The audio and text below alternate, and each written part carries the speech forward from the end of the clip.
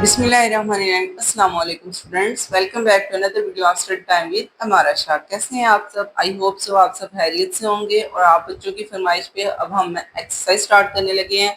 मैंने असल में इसकी एक्सरसाइज नहीं थी करवाई, मैंने कहा था शायद बच्चे जो है ना वो पहले वो लेक्चर्स देख लें चैप्टर के, अगर चैप्टर कर लेंगे फिर करवाऊंगी, क्योंकि साथ ही करवा दें तो बच्चों को ये होता है कि सबसे पहले तो हम एक्सरसाइज को ही देख लें, हम चैप्टर को याद नहीं करते।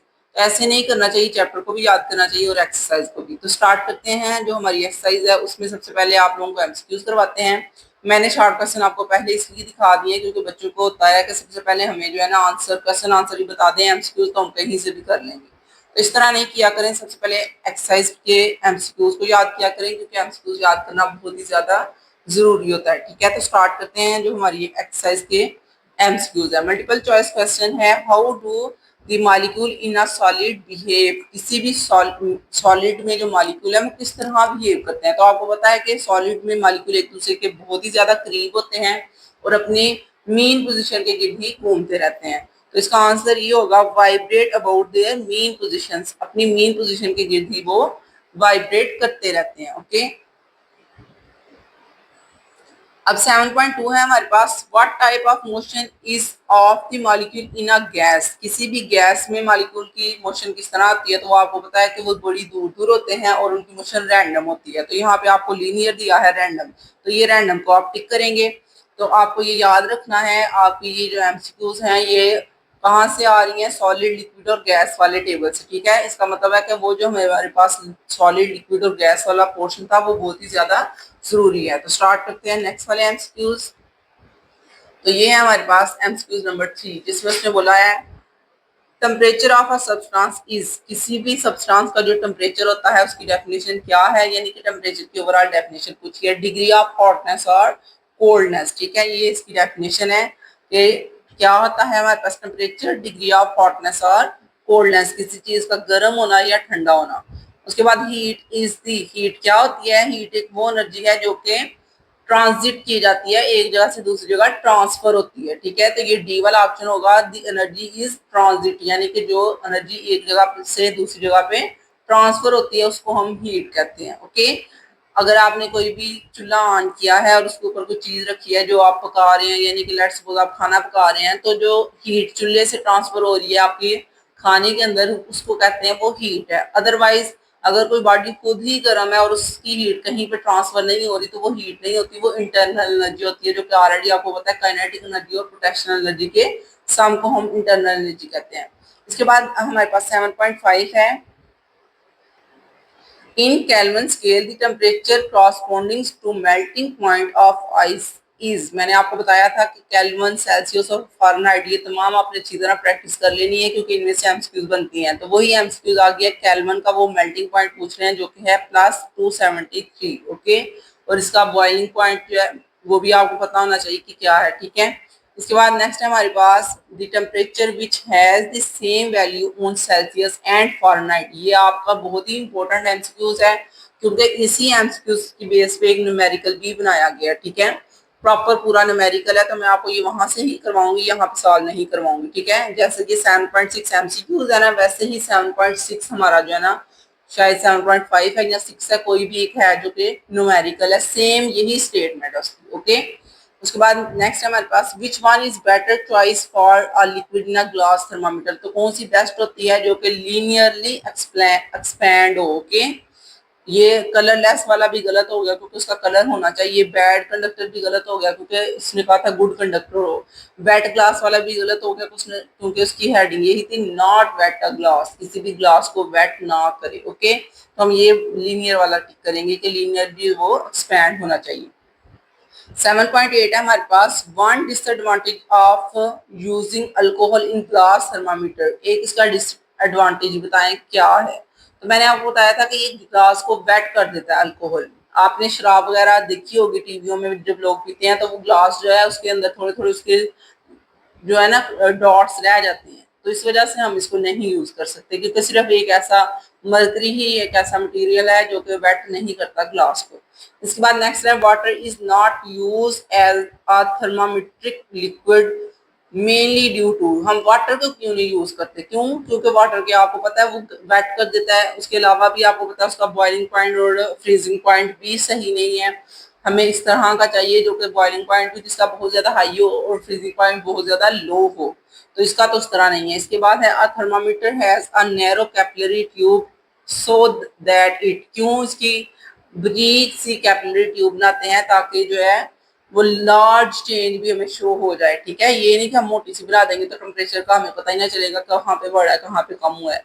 तो हम इतनी बारीक बनाते हैं कि उसका एक एक दर्जा भी गिना जाए। उसके बाद नेक्स्ट है 7.11, जो कि उसने बोला है which thermometer is most suitable for recording rapidly varying temperature, कौन सा थर्मामीटर यूज होता है, तो वो है थर्मोकपल थर्मामीटर, जो कि ऑलरेडी आपने इसकी थर्मामीटर की टाइप में पढ़ लिया है। ठीक है, ये शॉर्ट क्वेश्चन भी है, what is thermometer, thermocouple thermometer, तो ये भी आप इसमें बता देना। ओके, तो ये आपका जो है एमसीक्यूज डन हो चुके हैं। अब हमने एक्सरसाइज की शॉर्ट क्वेश्चन की तरफ चलना है। तो शॉर्ट क्वेश्चन मैंने ऑलरेडी आपको बताया था कि ये कुछ चैप्टर के अंदर से होते हैं और कुछ जो होते हैं वो हमने खुद से लिखने होते हैं। ठीक है, तो ये साथ मैंने पेज नंबर भी मेंशन किया ताकि बच्चों को कंफ्यूजन ना हो, साथ साथ पेज नंबर के ऊपर जाके वो आराम से देख लें कि इस क्वेश्चन का आंसर क्या है। ठीक है, तो क्वेश्चन नंबर 7.1 है हमारे पास, why solid has a fix volume and shape, solid का वॉल्यूम और शेप फिक्स क्यों होता है according to the particular theory of matter. इसका मतलब है कि यहाँ पे हमने सॉलिड वाला जो ग्राफ था ना उसको बताना है, उसी टेबल को लिखना है।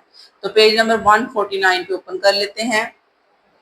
तो ये है हमारे पास पेज नंबर 149, जिसपे आप लोगों को नजर आ रहा है मैंने लिखा भी हुआ है 7.1, जिसका आंसर यहाँ से स्टार्ट होगा और यहाँ तक आप राइट करेंगे। ठीक है, उसने सॉलिड का पूछा था तो सिर्फ हम सॉलिड के बारे में बताएंगे कि इसमें इंटरमॉलिक्यूलर फोर्सेस स्ट्रांग होती हैं, और हम इसको क्या कहते हैं यहाँ से लिख लीजिएगा सॉलिड का। ठीक है, वैसे तो सॉलिड लिक्विड गैस सारा कुछ ही बताना चाहिए, लेकिन सिर्फ उसने सॉलिड का पूछा था तो हम यहाँ से लिखेंगे सॉलिड।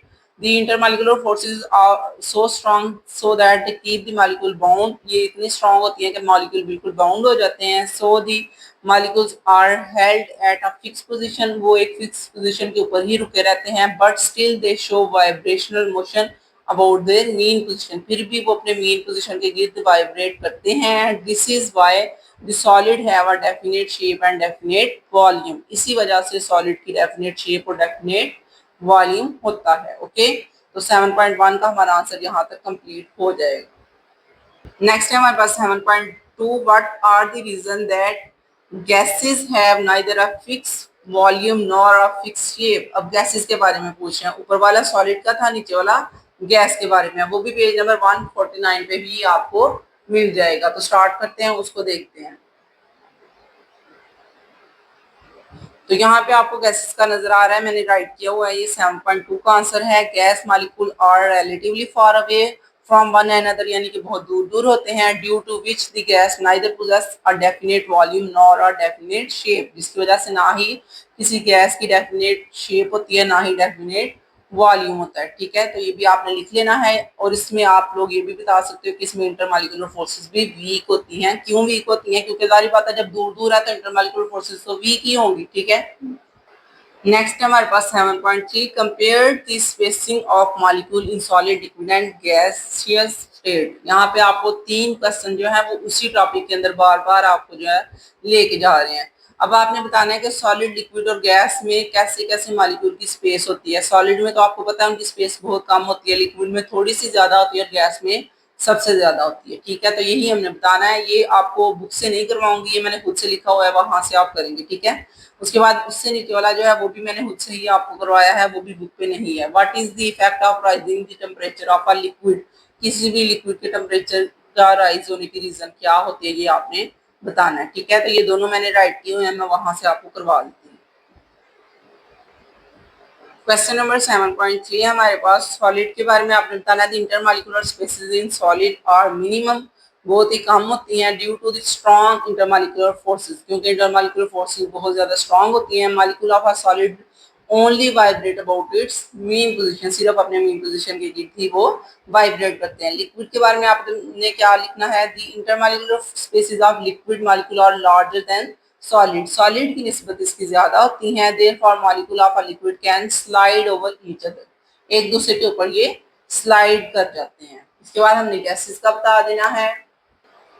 तो गैसेस के बारे में आपने लिखना है, intermolecular spaces in a gas is very large due to weak intermolecular forces, therefore gas molecule move randomly, यानी कि ये बेतरतीब एक दूसरे के ऊपर से टकरा टकरा के गुजर रहे होते हैं। ओके, तो तीनों ही हो चुके हैं। इसके बाद आपने क्वेश्चन नंबर 7.4 का आंसर लिखा।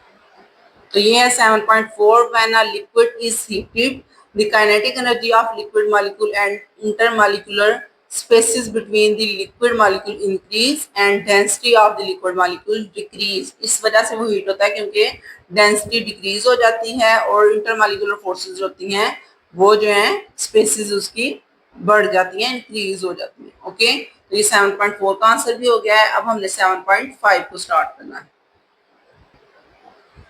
7.5 है हमारे पास, जिसमें उसने बोला है what is mean by the temperature of a body, किसी भी बॉडी के टेम्परेचर का क्या मतलब होता है। तो यानी कि आपको यहाँ पे डेफिनेशन टेम्परेचर की बतानी पड़ेगी जो कि पेज नंबर 150 पे है। इसके बाद है what define heat as energies transmit, ये 151 दोनों एक जैसे ही है पेजेस पे, एक 150 पे है एक 151 पे है। तो इसको हम सबसे पहले देख लेते हैं, फिर हम अगले वाले क्वेश्चन को करेंगे। ठीक है, सबसे पहले आपने टेम्परेचर की डेफिनेशन बतानी है, नीचे उसने बताना है एनर्जी ट्रांसमिट का क्या मतलब है। तो हीट के बारे में मैंने आपको बताया था कि हीट का मतलब यही होता है कि जब एनर्जी एक जगह से दूसरी जगह ट्रांसफर होती है। ओके, तो ये है हमारे पास पेज नंबर 150, जहां पे आपने 7.5 वाले क्वेश्चन का आंसर देना था, टेम्परेचर के बारे में बताना था। ये है डेफिनेशन टेम्परेचर की। Temperature of a body is defined as degree of its hotness और कूलनेस, और ये आपने एमसीक्यूज में भी किया हुआ है, वैसे चैप्टर में भी इसकी डेफिनेशन आपने काफी दफा की है। तो ये वही डेफिनेशन है कि जब हम किसी बॉडी का टेम्परेचर देखते हैं कि वो गर्म है या ठंडी है, उसी को हम टेम्परेचर कहते हैं। उसके अलावा आपने इसकी एग्जांपल ये देनी है, hotter body is said to be at high temperature as compare to colder body, यानी कि गर्म बॉडी को हम हाई टेम्परेचर पे कहेंगे as compare to colder body. इसके बाद आपकी मैंने ये एमसीक्यूज भी लगाई हुई है, आप वो भी देख सकते हैं थर्मल एनर्जी के बारे में। ठीक है, इसके बाद नेक्स्ट हमने 7.6 में करना था, जिसमें उसने कहा था कि क्यों हम ये बात कहते हैं कि एनर्जी ट्रांसमिट होती है हीट के अंदर। ठीक है, तो आपने इसकी डेफिनेशन राइट करनी है जो कि यहाँ पे है, heat is the energy which is transfer from one object to another object due to difference of temperature between two bodies. दो बॉडीज के टेम्परेचर डिफरेंस होने की वजह से हम कहते हैं कि एनर्जी जो है वो ट्रांसमिट होती है, ट्रांसफर होती है एक जगह से दूसरी जगह की तरफ। इसके बाद आपने ये वाली लाइन लिखनी है जो कि यहाँ पे लिखी हुई है, रिमाइंडर दैट, यानी कि ये चीज याद रखें, it is not true to say that the substance contain heat, हम ये बात नहीं कहेंगे कि किसी भी सब्सटेंस के अंदर हीट होती है। The substance contain internal energy, the word heat is use only when referring to the energy actually in transmit from hot to cold body. ठीक है, हीट का वर्ड सिर्फ तब आता है जबकि रियलिटी में कि हीट ट्रांसफर होती है एक ऑब्जेक्ट से दूसरी ऑब्जेक्ट की तरफ। ठीक है, तो ये आपका आंसर में आपने ये वाला और साथ में ये वाला दो पॉइंट आपने लिखने हैं। ओके, ऊपर वाली जो डेफिनेशन थी और साथ ही। इसके बाद नेक्स्ट हम देखते हैं क्वेश्चन नंबर 6.7। क्वेश्चन नंबर 6.7 है हमारे पास, what is mean by the thermometric properties of substance in listed some of the thermometric properties. तो ये आपको मैं ऑलरेडी बताया था कि जो थर्मामीटर की प्रॉपर्टीज हैं, मैंने स्टडी करवाया था आपको कि ये बहुत ही इंपॉर्टेंट है और इनमें से शॉर्ट क्वेश्चन जरूर बन जाएगा। तो देखिए बैक साइड में भी ये शॉर्ट क्वेश्चन आ गया है। इस वजह से मैं आपको कहती हूँ कि जितने भी लेक्चर्स होते हैं इनको ध्यान से किया करें, क्योंकि ऑलरेडी मैं आपको सारे शॉर्ट क्वेश्चन चैप्टर के बता देती हूँ साथ साथ। तो ये हमारे पास 7.7, thermometers are some property of substance which change the appreciably with the change of temperature. अब वो कौन सी प्रॉपर्टीज हैं, आपने इनमें से कोई भी बता देनी है, 5-6 बता दीजिएगा या सारी भी लिख सकते हैं, आपकी मर्जी है। ये यहाँ से लेके यहाँ तक है। ठीक है, जिसमें उसने बोला है गुड कंडक्टर ऑफ हीट होना चाहिए, क्विक रिस्पांस होना चाहिए, यूनिफॉर्म थर्मल एक्सपेंशन हो, बॉइलिंग पॉइंट भी ज्यादा हो, लो फ्रीजिंग पॉइंट हो, हीट कैपेसिटी इसकी लो हो, उसके अलावा वेट ना करे ग्लास को, वेपराइज ना हो और विजिबल हो। ठीक है, तो आपको जो इजी लगे आप वो लिख सकते हैं इनमें से। तो उसने कुछ बोली थी, कुछ प्रॉपर्टीज बताएं, तो मैंने आपको सारी बता दी है, जो भी आपको इजी लगेंगे आप वो कर लीजिएगा। ठीक है, तो 7.8 वाले को देखते हैं, उसमें क्या है हमारे पास। क्वेश्चन नंबर 7.8 है हमारे पास, जिसमें उसने बोला है state the main scale use for measurement of temperature, temperature की मेजरमेंट के लिए कौन से मेन स्केल यूज होते हैं, और आपको पता है वो 3 ही स्केल हैं जो यूज होते हैं, और वो हम यहाँ पे बता देते हैं पेज नंबर 154 पे। तो पेज नंबर 154 ओपन कर लेते हैं, उसने टेम्परेचर के स्केल पूछे हैं और ये देखिए यहाँ पे ये लिखे हुए हैं, यहाँ से लेके यहाँ तक आपका आंसर होगा जिसमें आप बताएंगे फ़ारेनहाइट स्केल है, और उसके बाद सेल्सियस है एंड केल्विन है, ठीक है, और साथ उनके ये फॉर्मूलाज भी राइट करेंगे टेम्परेचर को मेजर करने के तीनों फॉर्मूले, ठीक है। तो 7.8 बहुत इजी था, आपने सिर्फ बुक से देख के करना है। उसके बाद 7.9 है हमारे पास, what is mean by the sensitivity of thermometer, किसी भी थर्मामीटर की सेंसिटिविटी क्या होती है। पेज नंबर 155 पे ये लिखा होगा। जब मैंने लेक्चर करवाया था साथ ही मैंने आपको बता दिया था कि ये जो है अलग अलग से शॉर्ट क्वेश्चन आ जाते हैं। ये वाला जो लास्ट वाला लेक्चर था उसमें मैंने आपको बता दिया था सेंसिटिविटी, रेंज और लिनियरिटी वाला ये जो है ये अलग अलग से शॉर्ट क्वेश्चन बन जाते हैं। सबसे पहले आपको सेंसिटिविटी का शॉर्ट क्वेश्चन आ गया है जो कि 7.9 वाला है, उसमें आपने ये सारा राइट करना है, ठीक है। सेंसिटिविटी भी राइट करेंगे, उसकी प्रॉपर डेफिनेशन है हमारे पास, और उसके अलावा ये बताया जा रहा है कि सेंसिटिविटी का मतलब क्या है, ठीक है। ये ऑलरेडी मैं आपको करवा चुकी हूँ प्रीवियस लेक्चर में, आप वहां से देख सकते हैं। इसके बाद हमारे पास नेक्स्ट है 7.10, what do you mean by the linearity. मैंने आपको बताया था ना ये सेंसिटिविटी, लिनियरिटी और रेंज ये अलग अलग से शॉर्ट क्वेश्चन बन चुके हैं, तो वही देख लें, यहाँ पे भी ये शॉर्ट क्वेश्चन आ गया है 7.10 वाला। तो ये पेज नंबर 156 पे है, तो ये देखिए यहाँ पे ये है, ये 7.10 और 7.11 दोनों का एक ही आंसर है जिसमें हमें लिनियरिटी के बारे में ही बताना है, ठीक है। तो इसको मार्क कर लीजिएगा, ये दो क्वेश्चंस का एक ही आंसर है, ठीक है। तो ये ज्यादा इजी हो गया आपके लिए कि आपने एक को याद करना है और इससे दोनों क्वेश्चन जो है वो परफॉर्म हो जाएंगे, ठीक है। तो 7.10 भी उन्होंने प्रॉपरली खुद ही पूछ लिया था लिनियरिटी ऑफ थर्मामीटर, और 7.11 में उसमें बोला है what make the scale reading of a thermometer accurate, किस वजह से रीडिंग एक्यूरेट हो जाती है। तो वो भी मैंने आपको बता दिया कि पेज नंबर 156 पे दोनों का आंसर सेम ही है। तो 7.12 है हमारे पास, जिसमें उसने बोला है what does determine the direction of heat flow, हम हीट फ्लो की डायरेक्शन कैसे फाइंड कर सकते हैं, और ये आपको बुक से नहीं मिलेगा, ये मैंने खुद ही लिखा हुआ है, वहां से आपको करवा दूंगी। उसके बाद उसने बोला है distinguish between the heat and internal energy, तो हीट में और इंटरनल एनर्जी में फर्क बताएं, दोनों की डेफिनेशन लिख लीजिएगा, साथ एक एक एग्जांपल है, और ये पेज नंबर 151 पे लिखा हुआ है, हम वहां से कर लेते हैं। ये देखें 7.13 था, ये देखें जी। सबसे पहले आप डेफिनेशन राइट कर लीजिएगा, ये डेफिनेशन है इंटरनल एनर्जी की, साथ में आपने ये उसका लिख लेना है, ठीक है। ये प्रॉपर 7.13 का यहाँ तक, और इसके अलावा उसने हीट को कंपेयर करने को बोला है, तो हीट की डेफिनेशन और साथ ये वाला, ठीक है। समझ आ गया आप लोगों को, आपने बारी बारी लिखना है। सबसे पहले आप इंटरनल एनर्जी की हेडिंग दे लें और ये दो पॉइंट बन जाएंगे, फिर आप हीट की हेडिंग दे दें जिसमें एक ये पॉइंट और ये पॉइंट बन जाएगा, ठीक है। तो डिफरेंस लाइन लगा के लिखिएगा, एक साइड पे आपने लिखना है काइनेटिक सॉरी वो इंटरनल एनर्जी, दूसरी साइड पे आपने लिखना है हीट, ओके। और दोनों के दो दो पॉइंट बनते हैं, ये दो पॉइंट किसके हैं, इंटरनल एनर्जी के, और हीट के, ये वाला और एक ये वाला, ओके। तो ये आपका क्वेश्चन हो जाएगा कंप्लीट। इसके बाद हमें नजर आ रहे हैं कि हमने करना है नेक्स्ट वाला क्वेश्चन। तो उस क्वेश्चन में हमने क्या करना है, हमें देख लेते हैं।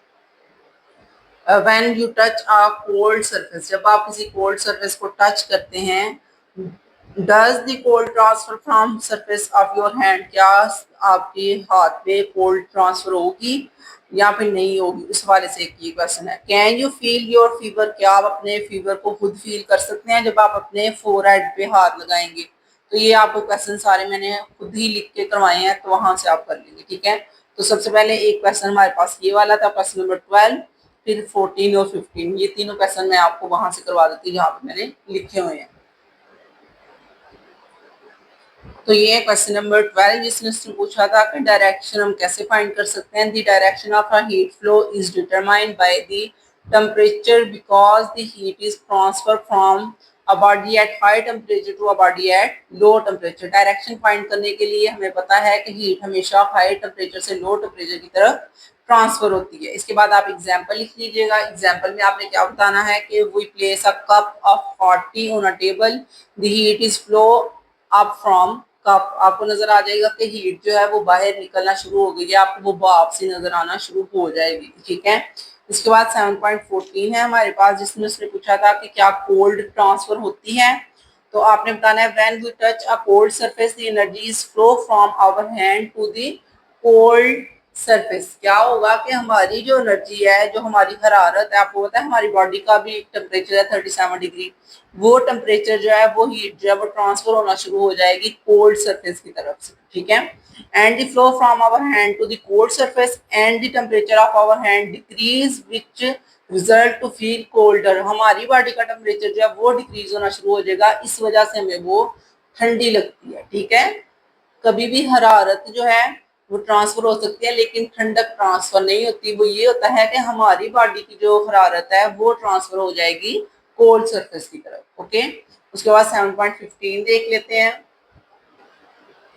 तो ये है हमारे पास 7.15, जिसमें उसने बोला था कि क्या आप अपने फीवर को खुद चेक कर सकते हो कि आपको फीवर है या नहीं।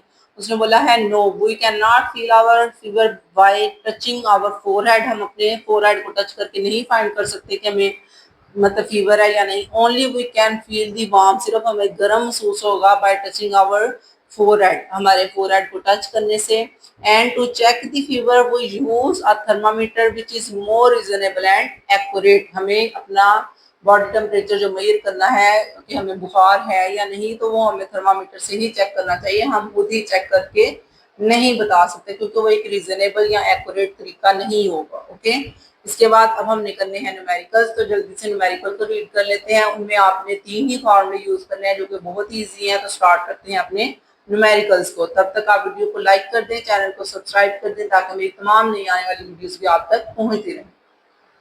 तो ये है आपके पास न्यूमेरिकल्स। फर्स्ट ऑफ ऑल आपका पहला न्यूमेरिकल है दी temperature of a normal human body on Fahrenheit scale is 98.6 Fahrenheit. उसने बोला है कि नॉर्मल ह्यूमन बॉडी जो है उसका टेम्परेचर इतना है एंड आप इसको कन्वर्ट करना है सेल्सियस में और केल्विन में, दोनों में करना है, ठीक है। गिवन डेटा में आपको टेम्परेचर दिया गया फॉरेनहाइट में, टू फाइंड में आपने लिखना है सेल्सियस और केल्विन आपने फाइंड करना है और फिर आप फार्मूला लगा के सोल्यूशन करेंगे। उसके बाद अगला जो आपका क्वेश्चन है at what temperature the Celsius and Fahrenheit temperature reading would be same, और यही वो है जिसमें मैंने आपको बताया था कि ये आपका न्यूमेरिकल एमसीक्यू से आया है, ठीक है। ये वाली जो आपकी एमसीक्यू थी ना, the temperature of the temperature है same values on Celsius and Fahrenheit 7.6 वाला, तो इसका आंसर -40 था। ये कैसे आता है वो मैं आपको इसमें समझा दूंगी 7.2 में, ठीक है। तो ये दोनों जल्दी से कर लेते हैं। तो न्यूमेरिकल्स है हमारे पास, जिसमें हमारे पास पहला न्यूमेरिकल मैंने आपको हेडिंग बता दी थी कि टेम्परेचर फॉरेनहाइट में उन्होंने हमें दिया 98.6, टू फाइंड में हमने केल्विन में और सेल्सियस में फाइंड करना है। फार्मूलाज आपको याद है, 7.1 के लिए दो ही फार्मूले हैं, सेल्सियस वाला और केल्विन वाला। पहले हमें सेल्सियस वाला करना है, Celsius is equal to 5/9 Fahrenheit -32, ठीक है। तो वैल्यू पुट करेंगे, टी जो फॉरेनहाइट टेम्परेचर है वो 98 दिया था, इनको माइनस करेंगे तो हमारे पास बॉडी टेम्परेचर आपको पता है 37 ही होता है हमारा, तो वही आंसर आएगा, ठीक है। आम रूटीन में आप लोगों का जो बॉडी टेम्परेचर है वो 37 डिग्री होता है। तो आप लोग जो है वो एक इंटरेस्टिंग बात आपको पता चल गई कि फॉरेनहाइट में जो होगा वो 98.6 होगा, ठीक है। तो आप किसी भी पर्सन को ये बता सकते हैं कि हमारा जो बॉडी टेम्परेचर फॉरेनहाइट में है वो 98.6 है, जो कि आपकी एमसीक्यूज भी आ सकती है कि normal human body temperature Fahrenheit में क्या है, तो आपको सॉल्व करने की बजाय ऐसे ही बता देना चाहिए 98.6 है, ठीक है। इसके बाद केल्विन में जो नॉर्मल टेम्परेचर होता है वो होता है 310 केल्विन, ओके। तो ये तीनों आपको पता होना चाहिए। ये मैंने फार्मूला लगाया, उसमें वैल्यूज पुट किया और सॉल्व किया। और ये जो टेम्परेचर केल्विन, सेल्सियस और फॉरेनहाइट तीनों में नॉर्मल ह्यूमन बॉडी का जो टेम्परेचर है वो आपको पता होना चाहिए। नॉर्मल जो सेल्सियस में है वो 37 है, जो फॉरेनहाइट में है वो 98.6 है और जो केल्विन में है वो 310 है, ओके। ये आपकी एमसीक्यूज बन सकती है। इसके बाद सैम्पल जो है उसमें आपको गिवन डेटा नहीं राइट करना, ठीक है। ये मैंने क्लास लगाया हुआ है, आपने क्या राइट करना है, for the temperature in Celsius and Fahrenheit वो यूज द फार्मूला, हमने कौन सा फार्मूला अप्लाई करना है वो ये है, T Celsius is equal to 9/5 multiply T Fahrenheit plus 32। ये फार्मूला कैसे बना है ये आपने कंफ्यूज नहीं होना। ये देखें, ये वाला जो फार्मूला होता है ना, हमने इसी को रीअरेंज किया। कैसे किया है, आपने टी फॉरेनहाइट को इधर ही रहने देना है। सबसे पहले 9/5 को उधर जाके मल्टीप्लाई करेंगे और ये जो प्लस हो रहा है वो उधर जाके माइनस होगा। तो ये देखें वैसे ही माइनस हो रहा है उधर जाके प्लस हो जाएगा, ये वैसे ही हुआ है, ठीक है। सेम सिर्फ हमने क्या किया था, हमने 9/5 को मल्टीप्लाई कर दिया है और फिर हमने प्लस कर दिया है 32 के साथ, ठीक है। तो यही आपने करना था, यही आपने यहाँ पे कर दिया, बल्कि फॉरेनहाइट यहाँ लिखा जाएगा और सेल्सियस यहाँ पे लिखा जाएगा, ठीक है। ये मिस्टेक हो गई है मेरी। सेल्सियस इधर होगा क्योंकि हमने सेल्सियस की साइड पे सारी वैल्यूज ले हैं, फ़ारेनहाइट हमने फाइंड करना था। ओके, अब यहाँ पे आप पुट कर सकते हैं नेक्स्ट पेज पे कि फ़ारेनहाइट इज इक्वल टू होता है सेल्सियस के, तो हम दोनों को सेल्सियस करेंगे। अब देखें टी सेल्सियस और टी फ़ारेनहाइट दोनों इक्वल हैं, क्योंकि उसने बोला था कि कौन सा ऐसा टेम्परेचर होता है जिसमें दोनों की वैल्यू इक्वल होती है, तो हमने वही यहाँ पे पुट किया, दोनों को सेल्सियस कर लिया। इधर दूसरी साइड पे जो हमारे पास 9/5 सेल्सियस के साथ मल्टीप्लाई हो रहा था, इधर आके प्लस हो रहा था, इधर आके माइनस हो जाएगा। ठीक है, उसके बाद 32 वैसे ही लिखा जाएगा, दोनों में सेल्सियस है, हम उसको कॉमन ले लेंगे, 1 माइनस 9/5 करेंगे और साथ में ये जो 32 है ये वैसे ही रहेगा। ठीक है, इसके बाद हमने यहाँ पे इसका एलसीएम ले लिया, नीचे 5 आएगा, ऊपर आ जाएगा 5 माइनस 9। फिर हम क्या करेंगे, फिर हमने 9 में से 5 को माइनस किया तो -4 आ जाएगा। ये जो मल्टीप्लाई हो रहा है इसको दूसरी साइड पे जाएंगे तो इसकी वैल्यूज ऊपर नीचे हो जाएंगी। ठीक है, 5 ऊपर आ जाएगा, 4 नीचे आ जाएगा। अब आपने क्या करना है, अब आपने मल्टीप्लाई करके कटिंग करनी है, तो आप कटिंग इस तरह भी कर सकते हैं, 4 के टेबल से इसको कट कर लें। ठीक है, वो भी इजी है, यहाँ पहले मल्टीप्लाई करके फिर कटिंग कर ले तो आंसर आपका आ जाएगा -40। तो यानी कि वो ये टेम्परेचर है -40, जो कि फ़ारेनहाइट और सेल्सियस दोनों के लिए सेम होगा। ओके, यही उसने पूछा था जो हमने प्रूव कर दिया है। अब नेक्स्ट 7.3 वाला और 4 वाला न्यूमेरिकल देखते हैं।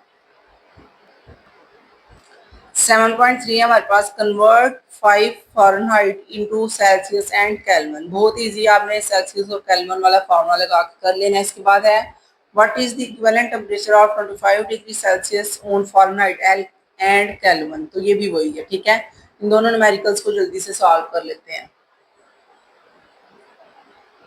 तो ये देखिए मैंने दोनों को राइट कर लिया, 7.3 और 7.4 दोनों को गिवन डेटा लिखा है। इसका गिवन डेटा क्या है, हमने फ़ारेनहाइट में उसने दिया था 5 डिग्री फ़ारेनहाइट, हमने इसको सेल्सियस में और फ़ारेनहाइट में कन्वर्ट कर देना है। और इस साइड पे उसने हमें सेल्सियस में दिया था, हमने फ़ारेनहाइट और केल्विन में कन्वर्ट करके बताना है। तो मैंने गिवन डेटा जल्दी से राइट कर लिया है। अब आपने ट्रू फाइंड और सोल्यूशन करना है। ट्रू फाइंड भी मैंने आपको बता दिया था फ़ारेनहाइट वाला, या इसमें हमने फ़ारेनहाइट और केल्विन में फाइंड करना है, इसमें हमने सेल्सियस में और केल्विन में फाइंड करना है।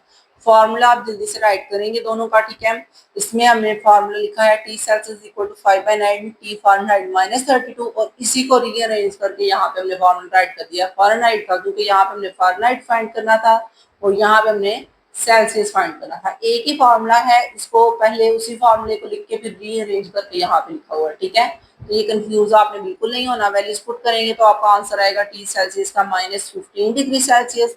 फिर आपने केल्विन वाला फॉर्मूला राइट करना है, जो कि बहुत ही आसान है, T Kelvin is equal to T Celsius plus 273। फिर आपने वैल्यूज पुट करनी है और वैल्यूज पुट करने के बाद आपका आंसर जो है वो आ जाएगा 258। इस साइड पे आप क्या करेंगे, आपको नजर आ रहा है आपने फॉर्मूले को रीअरेंज कर लिया है, उसमें वैल्यूज पुट की हैं, वैल्यूज पुट करने के बाद आपका आंसर आया है 77 डिग्री फ़ारेनहाइट। फिर आप क्या करेंगे, वही केल्विन वाला फॉर्मूला अप्लाई करेंगे, वैल्यूज पुट करेंगे और आपका आंसर आएगा 298 केल्विन। ओके, बहुत इजी थे, जस्ट आपको इनके फॉर्मूले बताना चाहिए, फिर आप इजीली इनको कर सकते हैं। अब 7.5 और 6 वाले सिर्फ दो रह गए, हमको जल्दी से कर लेते हैं और वीडियो को एंड करते हैं। तो ये हमारे पास 7.5 एंड 6। 7.5 में उसने ice and stream points on graduated thermometer are found to 192 millimeter apart, and what temperature will be the Celsius scale if the length of mercury thread is at 67.2 millimeter above the ice point mark। आपने यहाँ पे values find करनी है, percentage की तरह find की जाएंगी। इसके बाद है हमारे पास the length between the fix point of a glass thermometer is 20 centimeter, and if the mercury level is 4.5 above the lower mark, what is the temperature और फ़ारेनहाइट स्केल। दोनों ही स्टेटमेंट वाले क्वेश्चन है, थोड़े से लेंथी हैं, इनमें statements आपको लिखनी पड़ेंगी और फिर ये हल होंगे। ठीक है, तो इनको स्टार्ट करते हैं।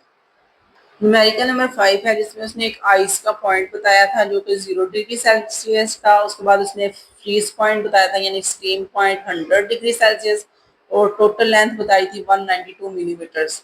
और साथ में उसने बताया था कि मरकरी का जो थ्रेड है उसकी लेंथ है हमारे पास 67.2 मिलीमीटर्स। ठीक है, तो ये गिवन डेटा मैंने राइट कर दिया है। अब आपने ट्रू पॉइंट लिखना है, जिसमें उसने कहा था टेम्परेचर ऑन सेल्सियस स्केल बताएं। ठीक है, तो टेम्परेचर ऑन सेल्सियस केस में हमने फाइंड करना था। सोल्यूशन में आप लोग लिखेंगे टेम्परेचर फॉर टोटल लेंथ, यानी कि ओवरऑल उसने पूरी लेंथ के लिए सेल्सियस में पूछा था। तो पूरी लेंथ हमारे पास 192 है और 100 टेम्परेचर होना चाहिए पूरी लेंथ का। साथ में उसने जो है वो, अगर हम टोटल लेंथ फाइंड करते हैं 1 मिलीमीटर की, ठीक है। ये तो 192 मिलीमीटर की थी ना, अगर हमने एक की फाइंड करनी है तो 192 को इधर ला के डिवाइड कर देंगे। उसके बाद उसने बताया है कि टेम्परेचर जो है वो हमारे पास टोटल लेंथ जो है वो 67.2 मिलीमीटर है उसकी मरकरी के थ्रेड की। तो मरकरी के लिए फिर हम उसको मरकरी की वैल्यू के साथ मल्टीप्लाई करना पड़ेगा 67.2 के साथ। अब इस सारे को आप कैलकुलेटर करोगे तो आपको टेम्परेचर पता चल जाएगा, तो जो कि है 35 डिग्री सेल्सियस। ओके, आसान ही है, मुश्किल नहीं है, बस ये है कि इसमें थोड़ी सी स्टेटमेंट्स हैं। ओके, अब क्वेश्चन जो है हमारे पास न्यूमेरिकल नंबर 6, उसको देख लेते हैं। वो भी इजी है, बस उसमें भी स्टेटमेंट्स हैं।